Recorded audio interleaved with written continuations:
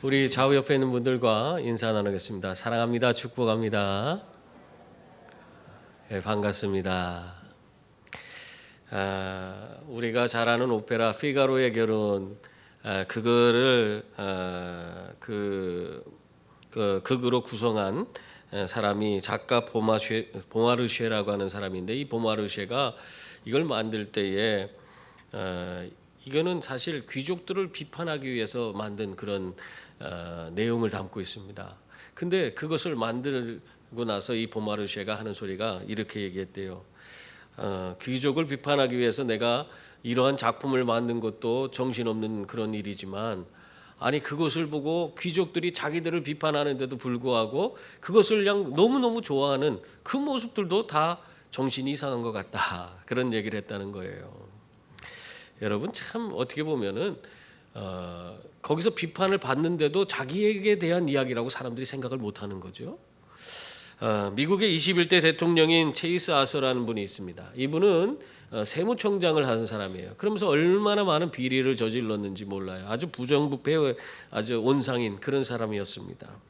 이 사람이 공금을 속이다가 적발되어서 결국 헤이스 대통령으로부터 파면을 당했어요.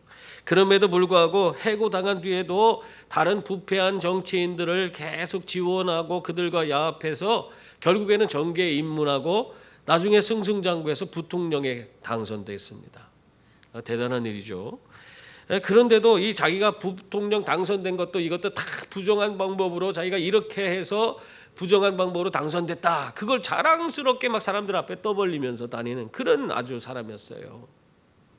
근데 이 사람이 공교롭게도 그때 대통령이 암살당함으로, 아니 부통령이 대통령직을 대신하게 되잖아요. 그래서 대통령이 됐어요. 대통령이 되고 나니까 이 체이스 아서가 자기가 뭔가 공적을 세워야겠다, 자기 뭔가 공적을 남겨야겠다 생각하고는 뭔 생각을 했는지 아세요? 이제는 이 나라에서 부정부패를 척결해야겠다. 자기가 부정부패의 최고의 그런 아주 주인공인 그런 사람 아니에요? 자신의 부정부패는 정말 부정부패의 중심에 있는 그런 사람임에도 불구하고 그것에 대해서는 아무런 그거에 대해서 잘못이나 그런 얘기는 하지 않고 오직 정의라는 이름으로 다른 사람의 죄만 들춰내는 그런 일을 벌이게 된 것입니다. 여러분, 세상은 이런 일들이 비일비재하게 일어나고 있어요. 그런데도 세상은 어떻게 합니까?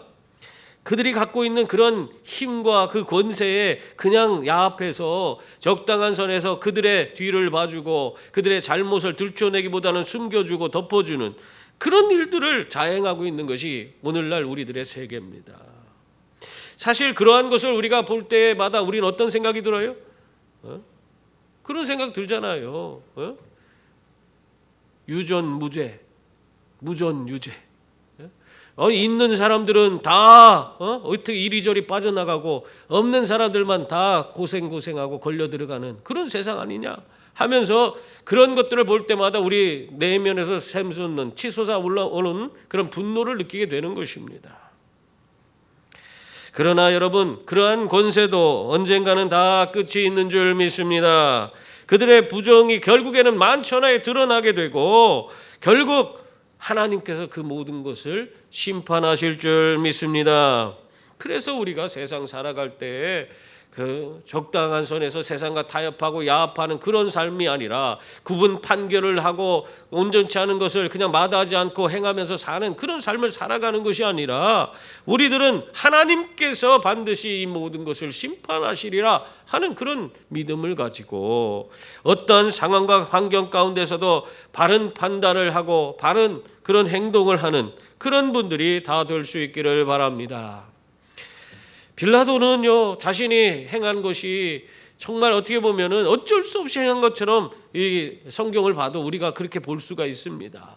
그럼에도 불구하고 악한 자의 대명사로 오늘날도 주일마다 수많은 교회에서 이 빌라도의 이름을 부르면서 예수 그리스도를 십자가에 달려 죽게 한 자라고 오늘까지도 요거도 먹고 있는 것이 이 빌라도란 인물입니다. 여러분, 사람이요 좋은 일로 유명해진다면 얼마나 좋습니까? 그것이 아주 보람된 일일 거예요. 내가 행한 그런 것들이 사람들로부터 칭송받는 그런 일이라면 얼마나 좋아요. 그런데 이렇게 악한 일로 유명해진다면 그것은 자자손손 정말 괴로운 그런 일이 될 수밖에 없을 것입니다. 빌라도에게 자손이 있을 거 아니에요? 그 자손들이 자기 빌라도가 계속 끊임없이 수많은 그리스도인들로부터 계속해서 끝까지 악평을 듣고 있는 그 모습을 볼 때마다 그 사람들은 어떤 생각을 했을까요? 항상 그 자기의 조상이, 자기의 할아버지가 그런 일을 행했다는 것 때문에 부담을 갖고 살아가지 않겠습니까? 얼마 전에 전두환 씨 손자가 할아버지가 지은 그런 죄, 그 쿠데타를 일으키고 광주 시민을 학살한 그런 일들에 대해서 자신이 스스로 나와서 회개하는 그런 일을 벌인 적이 있습니다. 그걸 보면서 참 어떤 면에서는 정말 안타깝기도 하고, 어떤 면에서는 당사자는 돌이키지 않고 끝까지 아무 소리도 안 하고 죽었는데 그 손자가 그 양심에 찔려서 그 하나님을 믿는 그 믿음을 갖고 살다 보니까 그것이 너무나 하나님 앞에 부끄러운 일이라는 사실을 깨닫고 그가 누릴 수 있는 걸 다 포기하고 세상에 회개하는 자리에 서서 자신의 할아버지의 죄를 회개하고 있지 않습니까? 그 부모도, 그 엄마 아빠도 그 자기 아버지가 저지른 그런 죄에 대해서 몰랐을까요? 알고 있으면서도 그 사람들은 어떻게 했습니까? 이 청년의 그 아버지 엄마가 다 목사가 됐어요. 먼저 자신들의 그 가문에서 저지른 그런 잘못에 대해서 회개하지 않고 이 청년의 엄마 아빠는 목사가 됐어요. 뭐가 옳은지 그른지가 없는 거예요, 지금. 그런 모습 속에서 이 청년은 신앙 안에서 너무나 큰 갈등을 하게 된 겁니다. 여러분, 이 청년이 그 할아버지가 저지른 죄, 그 부모가 돌이키고 회개하지 않고 그러면서 하나님을 섬긴다고 나서는 그런 모습들, 그런 이중적인 그런 모습을 보면서 그는 양심에 엄청난 찔림이 있었던 거예요. 여러분, 우리가 웬만한 사람이라면 그냥 좋은 게 좋은 거다 싶고 그것으로 인해서 내가 누릴 수 있는 게 더 많은데 뭘 그걸 드러내고 밝히고 회개하고 그러냐? 그냥 넘어가지. 그러면서 적당히 그렇게 타협하며 살았을 거예요. 그런데 하나님 앞에서 이 청년은 도저히 자신의 양심을 속일 수 없고 하나님을 속일 수 없기 때문에 그는 모든 걸 다 내려놓고 회개의 길에 나선 것입니다. 여러분, 이 모습을 보면서 어떤 면에서는 참 그 청년이 대견스럽기도 하고, 저 청년 정말 하나님 앞에서 진정한 신앙을, 자신의 신앙을 고백하고 있구나. 저거에 얼마나 힘들고 어려운 일인데 저런 일을 할까. 그러면서 한편으로는 고마운 생각까지 들더라. 여러분, 우리가 불의로 얻은 그런 모든 권세나 물질은 오히려 그것이 우리 자손들에게 독이 되는 줄 믿습니다. 그래서 우리가 비록 부족한 삶을 산다 할지라도 우리는 하나님 앞에서 정의롭고 공평한, 그런 공정한 그런 삶을 살아야 되는 것입니다. 여러분 모두가 정말 어떠한 상황 가운데서도 정말 여러분의 뜻을 굽히지 말고 하나님 앞에서 정의로운 삶을 살아가시는 저와 여러분이 다 될 수 있기를 바랍니다. 빌라도는요, 예수님을 심하게 채찍질하고 그렇게 사람들에게 보이면은 예수님을 풀어줄 줄 알았어요. 그런데 그를 붙잡아온 이 바리새인들과 대제사장들 그리고 그 하석들은 어떻게 했습니까? 빌라도의 생각대로 그 예수님을 풀어주라고 하지 않고 있습니다. 오히려 예수를 십자가에 못 박으라고 더 아우성 치고 있는 것이었습니다. 그래서 이 빌라도가 다시 관정으로 들어와서 두 번째로 예수 그리스도를 신문하기 시작합니다. 그것이 9절 말씀이에요. 다시 관정에 들어가서 예수께 말하되 너는 어디로부터냐 하되 예수께서 대답하여 주지 아니하시는지라. 빌라도는 지금 궁금한 거예요. 예수님이 진짜 하나님의 아들인지 아닌지가 너무나 궁금했던 것입니다. 왜 그렇습니까? 자기의 처세를 바르게 하기 위해서 그러한 것입니다. 신의 아들이라면, 지금 자기가 이 신문하고 있는 이 예수 그리스도가 신의 아들이라면 그 사람을 잘못 재판하고 그 사람을 죽음에 넘겨줌으로 인해서 자기에게 닥쳐올 그런 많은 해악이 있을 거 아닙니까? 그러니까 그런 것에 대해서 불안한 것입니다. 그래서 이 빌라도는 어떻게 해서든지 자기가 처세를 잘해보려고 애를 쓰고 있는 거예요. 또한 한편으로는 세상에 저 지금 아우성치는 사람들을 또 무시할 수도 없는 거예요. 여러분, 우리가 세상 살다 보면은 우리보다 높은 지위에 있는 사람들을 무시하기가 참 쉽지 않습니다. 목사의 세계도 마찬가지예요. 여러분의 세계만 그런 게 아니라 그 사람이 잘못하고 부정직한 그런 일들을 행했음에도 불구하고 그것에 대해서 아무 말도 하지 못하는 그런 일들이 비일비재하게 있지 않습니까? 또 직장이나 사람들의 관계에서 자기보다 높은 지위에 있는 사람에게 정말 잘 보여야만 나도 앞으로 내 앞길이 열리게 되고 내 지위도 보장되는 그런 일이 있기 때문에 더더욱 우리는 사람을 두려워하며 살아갈 수밖에 없는 그런 사람들이 되고 마는 것입니다. 여러분, 그러나 성경은 뭐를 말하고 있어요? 성경에는 사람을 두려워하지 말고 오직 하나님을 두려워하라, 그렇게 말씀하고 있습니다.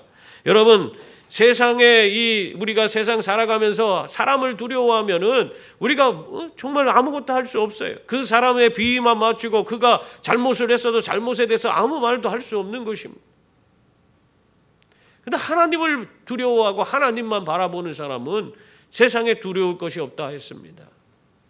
그래서 이 땅에서 바르고 온전한 하늘의 가치를 가지고 세상의 가치를 바꾸고 변화시킬 수 있는 그런 주역이 되는 줄 믿습니다.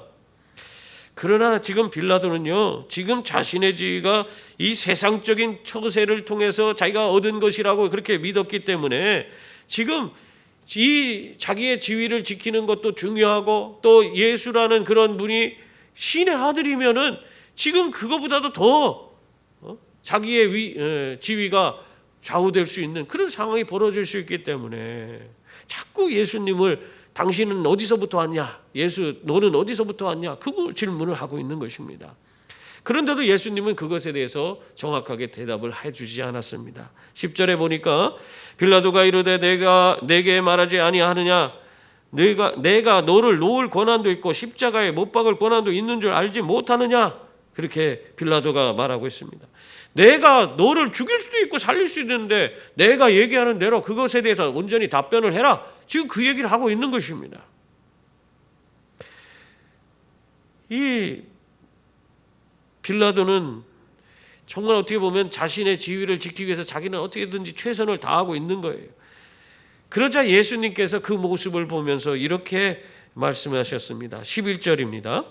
예수께서 대답하시되 위에서 주지 아니하셨더라면 나를 해할 권한이 없었으리니 그러므로 나를 너에게 넘겨준 자의 죄는 더 크다 하시니라. 이게 무슨 얘기예요? 한마디로 내가 지금 누리고 있는 권세는 세상에서 너보다 힘 있는 자, 너 황제가 너에게 그런 권한을 준 것처럼 생각하지만은 그렇지 않다는 거예요. 그 권세의 진정한 주인은 위에 계시다. 하나님이 바로 그 권세의 주인이시다. 그 권세가 하나님으로부터 말미암은 것이다. 그렇게 말하고 있는 것입니다. 이 빌라도는 이 예수님이 그런 말을 해도 자신의 그런 권세가 하나님으로부터 말미암다 사실을 그걸 제대로 알지 못했습니다. 그래서 그냥 어떻게 해서든지 로마 황제로부터 자기는 이 지위를 받았으니까 그 자리를 잘 지켜야 된다고 그렇게 생각하고 있는 것입니다. 아무리 얘기해도 예수님이 얘기해도 그것이 귀에 들리지 않는 거예요. 여러분, 결국에 하나님이 그 빌라도에게 유대 총독이라는 그런 권세를 허락하셨는데 그 권세가 하나님부터 말미암았다는 사실을 알지 못하고 빌라도는 그 권세를 이용해서 하나님의 아들이신 예수 그리스도를 십자가에 못 박아 죽게 하는 그런 일을 행하고 만 것입니다. 여러분, 우리의 권세가 어디에서 온지를 우리가 모르면은 이렇게 어리석은 그런 행동을 할 수밖에 없는 것입니다. 여러분, 우리에게 주어진 권세는 다 어디서부터 주어진 것입니까? 누구로부터 말미암은 것이에요? 하나님께서 우리에게 주신 것인 줄 믿습니다. 그러므로 그 권세를 가지고 우리는 하나님의 영광을 위해서 사용하는, 그렇게 하나님의 영광을 드러내고 나타내는 일에 사용하는 그런 분들이 다 되어야 하는 줄 믿습니다. 뿐만 아니라 우리는 하나님의 특별한 자녀가 되는 권세를 우리는 받았습니다. 그 권세가 얼마나 귀한 것인지 몰라요. 미국의 석유왕으로 불리는 정말 그 당시에 최대의 갑부였던 그 락펠러가 있죠. 이 락펠러가 어느 날 호텔에 나타났어요. 이 호텔에 가니까 아유 난리가 났어요. 지배인들이 막 와갖고는 오셨습니까 하면서 막 이 락펠러를 잘 영접해서, 그러면 자기 호텔 이미지도 좋아지고 뭐 그럴 거 아니에요. 세계에서 최고 부자가 왔으니까. 그런데 이 록펠러가 하는 소리가 이 호텔에서 제일 싼 방 하나 주시오 그러는 거예요. 깜짝 놀랐어요. 여기 아들이 지금 묵고 있습니다. 아드님께서는 지금 이 호텔에서 가장 비싼 방에서 묵고 있습니다. $5,000짜리 방에 묵고 있습니다. 그런데 33달러짜리 방을 달라고 하니까 그건 좀 말이 안 되는 것 같고 비슷한 방으로 하나 가서 묵으시면 되지 않겠습니까? 그 지배인이 그렇게 얘기를 했어요. 그러니까 록펠러가 하는 소리가 뭐라고 했는지 아세요? 내 아들은 세계에서 제일 부자 아빠를 가졌으니까 그 $5,000짜리 방에서 그렇게 묵을 수 있는 것이고, 나는 그렇지 못하고, 나는 우리 아버지는 농부고 가난한 그런 분이시기 때문에, 그래서 나는 그런 가난한 아버지를 둬서 33달러짜리 방에서 묵을 수밖에 없다. 그렇게 이야기를 했다는 거예요.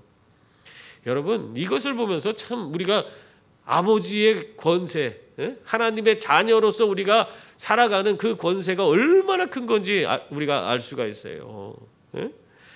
여러분, 아무리 부자이고 권세가 있다 할지라도 인간 아버지의 도움은 한계가 있습니다.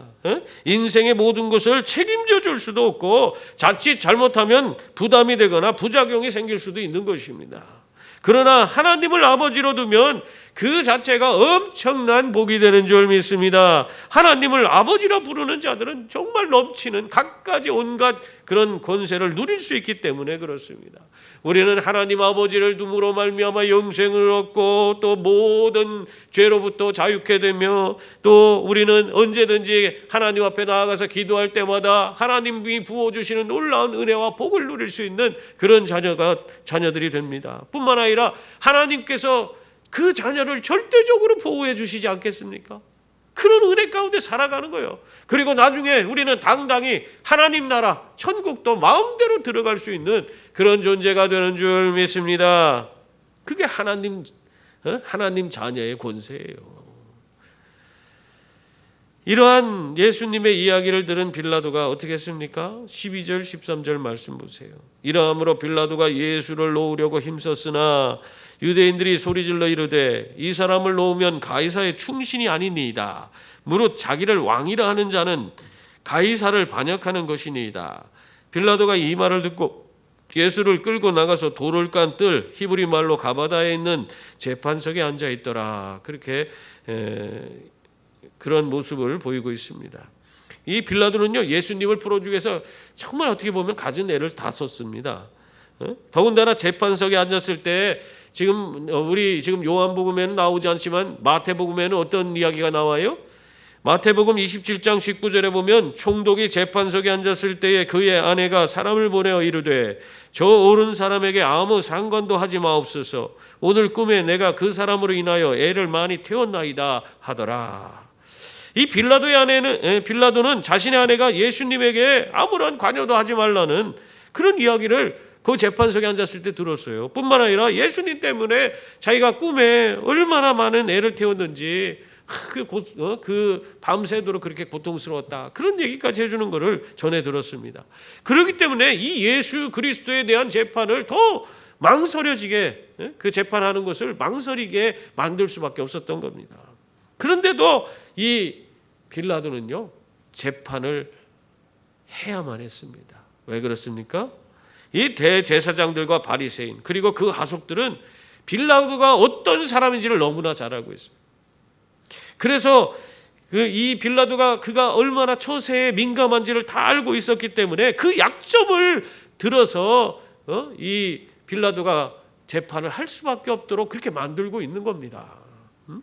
한마디로 자신을 왕이라는 이 예수 그리스도, 이 예수 그리스도는 황제에 대한 반역자라는 거예요.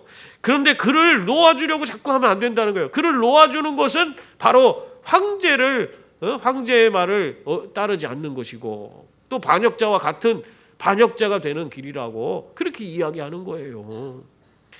여러분, 사단 마귀는 이렇게 우리들이 갖고 있는 그런 치명적인 약점을 알고 비집고 들어와서 우리를 해하려고 합니다.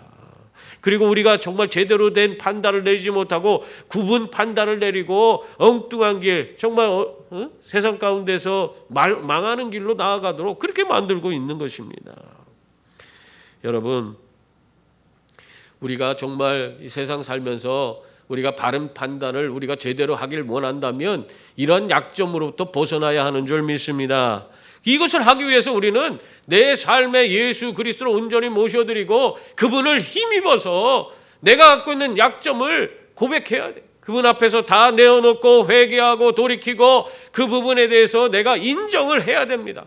내가 갖고 있는 그 약점을 감추고 숨기면 결국에는 그것이 마귀가 틈타는 것이 되는 거예요. 근데 그런 부분을 다 드러내야 되는 거예요. 그래서 사람들 앞에 그것이 비록 부끄러움이 될지라도 그것을 드러내놓고 그 자리에서 돌이켜야 하는 것입니다. 그래야지 우리가 약점을 이겨내고 하나님이 기뻐하는 제대로 된 그런 판결을 내리면서 살아갈 수가 있는 것입니다. 근데 빌라도는요, 사람들이 자신의 약점을 자극하는 그런 이야기를 들었을 때 그 자기의 약점을 알면서도 그는 어떻게 했어요? 저 사람들이 결과적으로 저 사람들이 하는 말이 황제의 귀에 들어가면 그러면 나는 지금 내 이 지위가 박탈당할 수 있는 그런 위기를 겪지 않을까? 그렇기 때문에 내가 이 재판을 할 수밖에 없다 하는 그런 생각을 갖게 되는 것이에요.